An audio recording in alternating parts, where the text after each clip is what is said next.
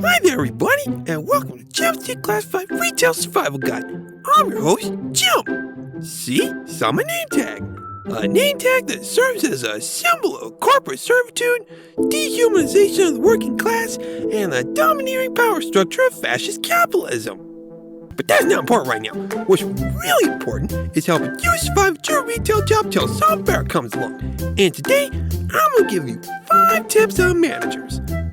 Every job's got different managers, but a bad manager makes for a bad job every time. You ready? Here we go! The first thing you gotta remember is, managers are never on your side. No one that has authority over you or your department cares about you or your well-being. Not your direct supervisor, not the store manager, not even human resources. All they care about is keeping the peace, making customers happy, and making sure they don't get sued.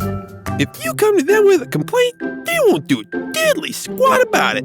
And if you keep complaining about the same problem, the best they'll do is use a band-aid to patch up and stop you from complaining. And at most, they'll discipline you for stepping out of line. But you can't let them. Stand your ground. Know what you're doing is right, and keep fighting to make change in your store, whether they like it or not. The next thing you gotta remember is, managers are always watching you. They hover around your workspace when you least expect it.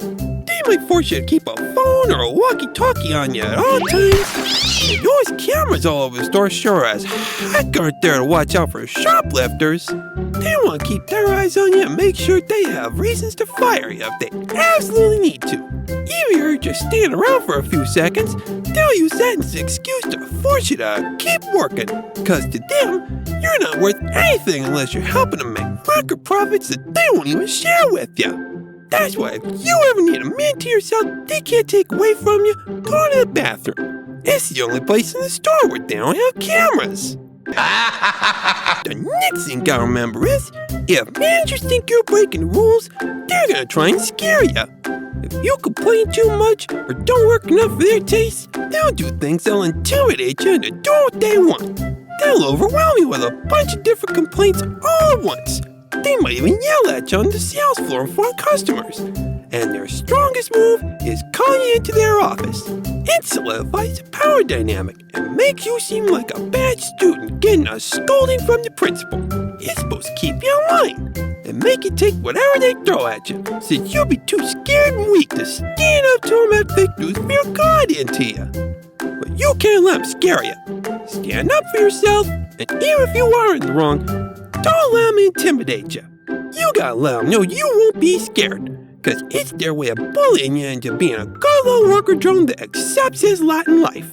The next thing you gotta remember is, if management is getting away with something shady or they're trying to push you around, make sure you have records of everything they do. Take notes, keep a timeline, and if you can, sneak some pictures or video on your phone.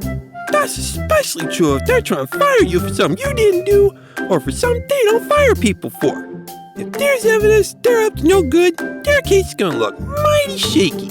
And be sure to have phone numbers for your company's corporate offices, a whistleblower hotline, or the National Labor Relations Board if you live in the US of A. If you have records, they have problems. And last thing you gotta remember is, stand together with your coworkers. One person in your department complaining won't do you much good, but everybody in your department feels the same way you do. Get together and complain all at once. If you see a coworker getting bullied by a manager, step in and stand up for him. If your boss gets on your case while you're working, make sure everybody in your department complains all at once. One manager can't push around 2 or more employees at once.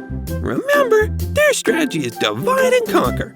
They'll try and get you all alone and make sure you got no backup. And that's how their big corporate scare machine works. That's why they bring you into that office, because it's much scarier when you're alone.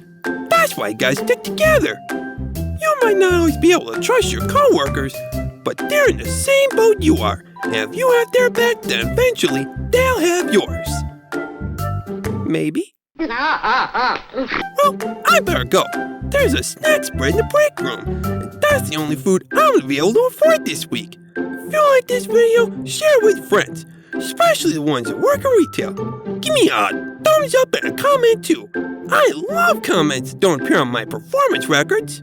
See you next time on Jim's Declassified Retail Survival Guide. Bye-bye!